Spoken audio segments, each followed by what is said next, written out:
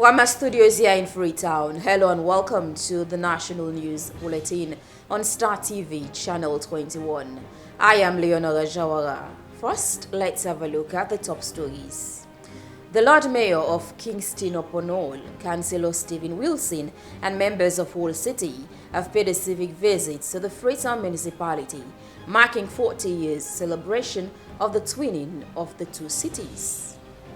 Raising awareness, empowering groups and improving skills and training. Last October in the Guildhall, we were privileged to receive an inspiring speech from your esteemed Mayor, Yvonne. The Ministry of Mines and Mineral Resources, in partnership with the National Mineral Agency, has updated media practitioners and journalists on the status of the country's wide airborne survey. They have embarked on some airborne surveillance. They have cut it short, suspending it for some period, and they will resume later. But the people of Sierra Leone needs to know. As a way to strengthen the security activities at the Sierra Leone Ports Authority, the Nectar Sierra Leone Bulk Terminal has donated security equipment to the Sierra Leone Ports Authority management. A further sign of our continued investment, not only into the port, into the local infrastructure and the human resources. The supervisor of the King George VI Memorial Home at Grafton Village, Kadiatu Conte, has raised concern over the home's land, purported to belong to Dr. Dan Amacheka Shiref, has rights to claimant of the said parcel of land. So this all for damage to plants, all over the plants, na the yard, sir. So do the big doctor and mother bio, let put out, let safeguard the old people. Let me no say again for all one fine day. If I respect old people. And in sports, the head coach of the mighty Blackpool Football Club, Mohamed Jawara, has called on the executive of the club to pay his outstanding signing fee of 10,900,000 yuans and will seek legal redress if the club fail to comply. They unveil me that 50 million. Almost at already say he offer me the 50 million, then he will offer me assistant 10 million. Now when they don't set me aside, they don't want to give me that money though. All these making their headlines.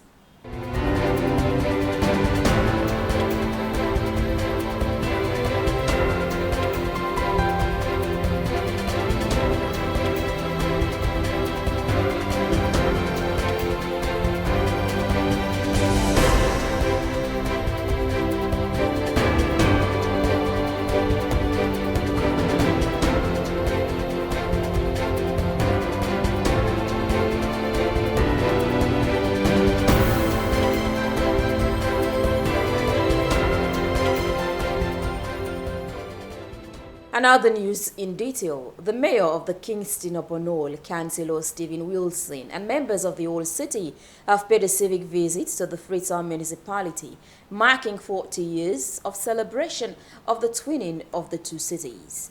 Moses Ojo Kamara has more and in our reports.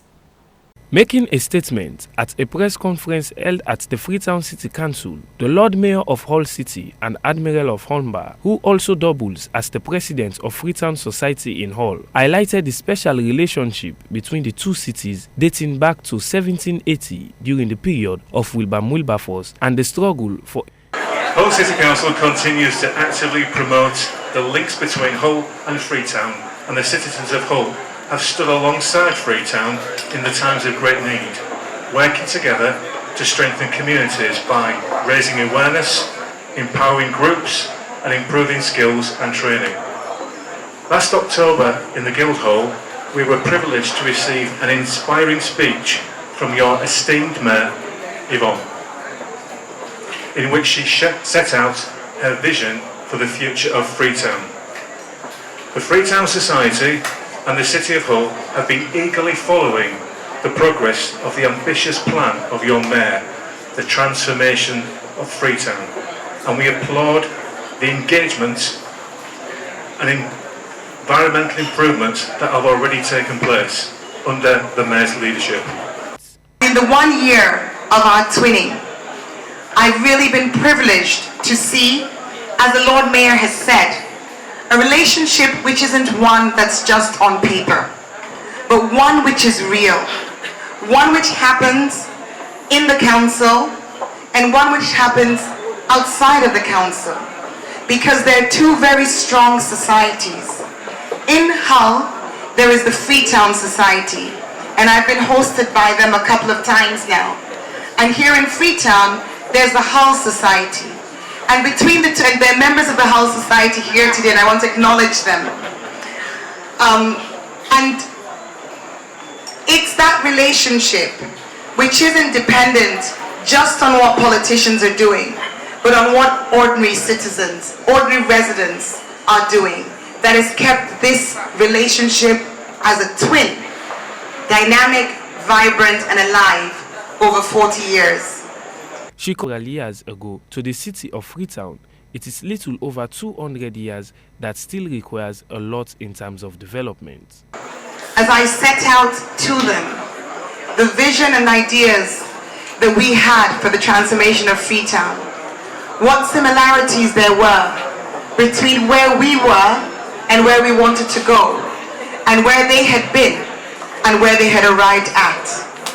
Hull as a city, for those of you who are from the UK or familiar with the UK, know that 700 years of existence, but not always rosy and bright. And in the last 20 years or so, Hull had developed a reputation of being at the bottom of the league for education, for teenage pregnancy, for investment. But 10 years later, or 10 years ago now, that city, its leadership and its residents decided that they were going to change the narrative. And they embarked on a journey which meant that by the time I was there in May 2018, they were ending the year of celebrating being the UK. Now, the Ministry of Mines and Mineral Resources, in partnership with the National Mineral Agency, has updated media practitioners and journalists on the status of the country's wide airborne survey. Sienna Wright reports. Reading a statement on behalf of the Minister of Mines and Mineral Resources, Honorable Fode Radoyoki, the Minister of Information and Communications, Mohamed Rado Sware, said that a nationwide airborne geophysical survey will unlock and ascertain Sierra Leone's mineral wealth in the most comprehensive way ever. The primary objective of the survey, according to the minister, is to acquire adequate and high-quality geoscientific database that is required for profitable minerals development and optimization of benefits from mineral deposits in the country. It is against this backdrop that we said we as a team should make the difference. What's the difference? We have to inform our people. That's the essence of the press conference today. Before I came in, they have embarked on some airborne surveillance. They have cut it short, suspending it for some period, and they will resume later. But the people of Sierra Leone needs to know, and therefore information is power. So if we are gathered here today, that's the essence, to give you the information. You know how far they have come until the time I'm joining them and what's the status. He revealed that a call for expression of interest was made last year, and out of the 8 firms that expressed interest, 6 firms were shortlisted to submit bids, with 2 out of the 6, namely Sanders Geophysics Canada and Calibre Airborne Geophysics South Africa, were received. After a rigorous evaluation of the 2 bids, Calibre Airborne Geophysics, whose bid was in conformity with the overall requirement specifications and set parameters as contained in the bidding, with a low bid price of $6,279 United States dollars, was awarded the contract signed on January 2019. Same information. So we thought it makes sense if we really want to attract investors who want to basically enhance our knowledge about the geological formation of this country, including our mineralogical maps. Then other things that basically permeate in other sectors, hydrological, geohydrological, land use, agriculture, geotechnical, I think it made sense to be able to undertake a more comprehensive nationwide airborne geophysical survey. Now, as I mentioned, the magnetics is one we are more familiar with. Every now and then we hear people talking about Euromag. It's even become so fashionable. If you want to sound geeky, especially if you work for the enemy, just say I'm part of the Euromag team. And people think, wow, what are you talking about? This aircraft, as the minister mentioned, 5 of them were deployed. The contract was commissioned to Excalibur Airborne Geophysics. They came with 5 planes. They were commissioned at the end of January. It should have actually been done somewhere in November last year, 2018, but because of other administrative delays, they didn't start till January, end of January. We always wanted to make sure we capture the 6 efficient manner, and that all aspects of the project, including flight perimeter data, acquisition analysis and interpretation, are conducted consistent with the terms of reference and contract agreed upon for the survey. Meanwhile, Calibre Airborne Geophysics deployed 5 aircraft as per terms of contract and commenced execution. Compiled by Abdurrahman Kamar, Sienna Rights reporting. While you're still watching the news bulletin here on Star TV, as a way to strengthen the security activities at the Sierra Leone Ports Authority, the Nectar Sierra Leone Bulk Terminal has donated security equipment to the Sierra Leone Ports Authority management. George Elliott Tam takes up the story.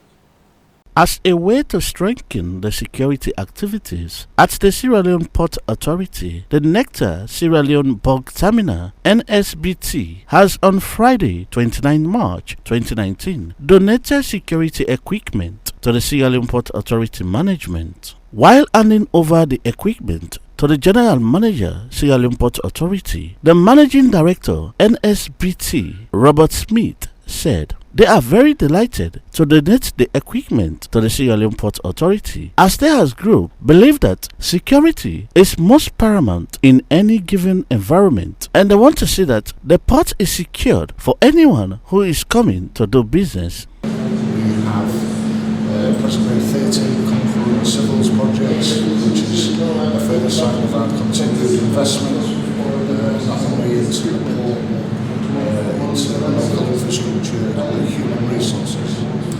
We've got 110 employees, which will continue to grow. And it's a further sign of our long-term strategy for the port, for Freetown and for Sierra Leone in general. While receiving the equipment from the Managing Director, NSBT, the General Manager for the Sierra Leone Port Authority, Dr. Abdullahi Fofana, said they are delighted to receive the equipment from NSBT. I really appreciate this gesture. It's a kind of a coincidence because we've also got some of this equipment. But nevertheless, this will just kind of add onto our capabilities to kind of make the port more secure. More so when on Monday we'll be having the ISPS monitors visiting us for something like this. This is really useful. I want to thank, on behalf of the authority, I want to thank NSBT very much for this kind gesture. While giving an overview of their activities, the community manager, Halwet Jones, said the organization is taking another dimension as they have embarked on the rebuilding of the quay, and also emphasized that as an entity, it's key to them to work with the Sierra Leone Port Authority management. He also went further to give an overview of their activities in the quay. We always try, despite now we learn them, as we refer to them, we not tenant. We always try to make sure we sync with them.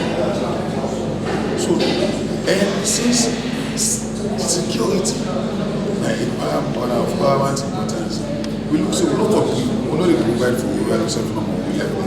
I don't know which one could have been, and the case will have been for the ambulance. The ambulance there, not for we no more. The ambulance is for serve the whole port. Any side when they get problem, they call it. Now we get a driver when they on standard, we know they use for nothing.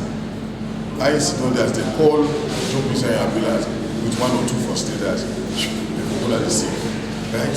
So, let's say they don't have what we can this way. na scanners, body scanners, and radios wey dem go dey use for beef up the security system at the port. The NSBT is a British company that is licensed to operate the bulk and break bulk terminal occupying Bat 1 and 2 at the Queen Elizabeth Quay in Freetown. For Star News in Freetown, I am George Elliott reporting. Now, the supervisor of the King George VI Memorial Home at Grafton Village in the Western Area Old District, Kadiatu Conte, has raised concern over the home's land purported to belong to Dr. Dan Amacheka Shiref as rights to claimant of the said parcel of land. Andrew Bestman has more. According to the supervisor of the home, Kadiatu Conte, a piece of land was allocated to the King George home by the Minister of Lands, Dr. Dennis Sandy, and further stated that the land in question was 5 acres which Dr. Sheriff is claiming to be the owner of the land. We don't know Kisi, and then government Afrigas this place. So Afrigas now, the government can find this place, like Afrigas bill for the people there, may not go left their house. They bill don't count now 8 good years old on our man, when they call Mr. Sheriff, Dr. Sheriff, he come and say and get this land. This land, they don't try but the man still like a big tractor, this one for damage to plants, all over the plants. Na the yard, sir. So do they beg doctor and mother bio, let put on, let safeguard the old people, let me no say for all one fine day. If I respect old people, make this man respect old people, let no say old people them now let's say corner the country. A resident of the home, Vivian Dilsworth, spoke to Star TV, alleging that Dr. Sheriff, in one of his encounters with occupants of the land, damaged the perimeter fence in his quest to clear the land, which he said belongs to him, and also confirmed the use of thugs to assert his authority and beat up some workers of the home, while others were arrested and detained by the police. I know they see na March cleaning day, this Dr. Rogers, this Dr. Sheriff in one bobo, what they call David Rogers, saying a CHO, government send for can clean. From the cleaning now, a turn surveyor, they survey the land in the afternoon, now go meet them. Well, all the plantation in the place. From that same day, we know they get blow. Week after week, then they come. We don't come with soldier and police all. For country, you can't put baking. We don't report to Dr. Sandy. We give you this land during the last dispensation. Instead, we don't call the man, don't tell him for hands off. The man know the reward. We don't go to Dr. Sandy. He said, "No, pull the baking when they come." Now the man come back. They can't fit to inside this place. Don't they can go inside now police. Ross Road police say we go thief the land car arrest 8 members of staff. They carry and go direct them.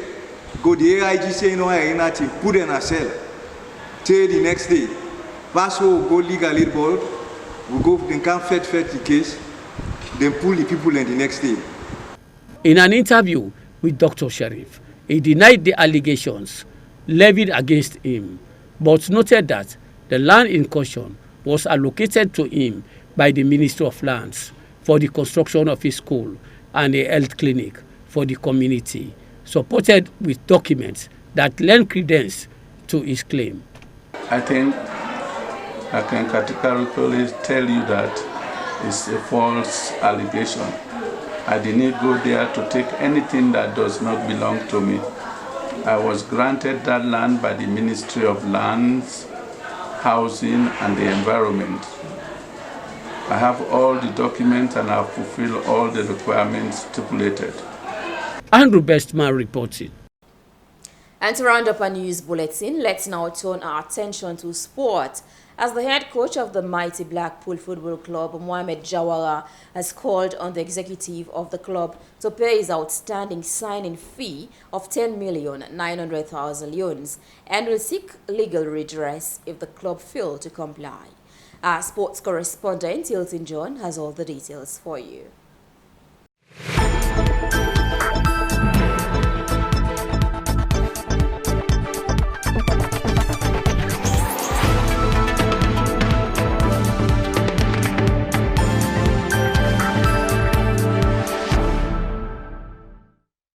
Hello everyone, welcome for today's sporting news. We start to look at the news in the ongoing Sierra Leone Premier League against one of the participating club, who is Mighty Blackpool. According to the set-aside coach, who is Mohamed Jarawa, he's calling on the executive of Mighty Blackpool, headed by Honorable Alpha Timbo, to pay him his balance money of 10.9 million euros. According to the set-aside coach of the team, he was signed or unveiled by Musa Tarawali, and according to the club, that he will take home 50 million euros. Since he received part of the money, the club have failed, according to the coach, to give him his balance. Mohamed Jarawa, set-aside coach of Mighty Blackpool, explained more to Star Sports. Well, on all been they unveil me that 50 million. Musa Tarawali say he offer me the 50 million, then he offer me assistant 10 million. Now when they don't set me aside, they don't want to give me that money though. Then including a 3-month salary when they forgive me. So how much money left? All is 10 million and 900,000. So you don't get in touch with the club? I don't call them JJ the Alapami say not to forgive me money, and JJ can't give me money now. So now give me half of that money, then I pay 15 million. Now they tell me say not to me for club. Then when he come meet me just now, when he tell me say well that money them say then they give me pan, they unveiling, they not they give me the money again. A Blackpool money. So what I be say they give 50 million? 15 million. What I be say they give 50 million? Timbo, I said sorry, Musa Tarawali, you were there. When Musa Tarawali say I they unveil this coach with 15 million, you were there. So if Mighty Blackpool not give you money where they claim now, what's going to be next step? Well, I go to the FA, you know, work then I get for ask advice from me lawyer. So, what do you think say why they set you aside? I think it's about the money because now one green game I don't lost and I don't play back.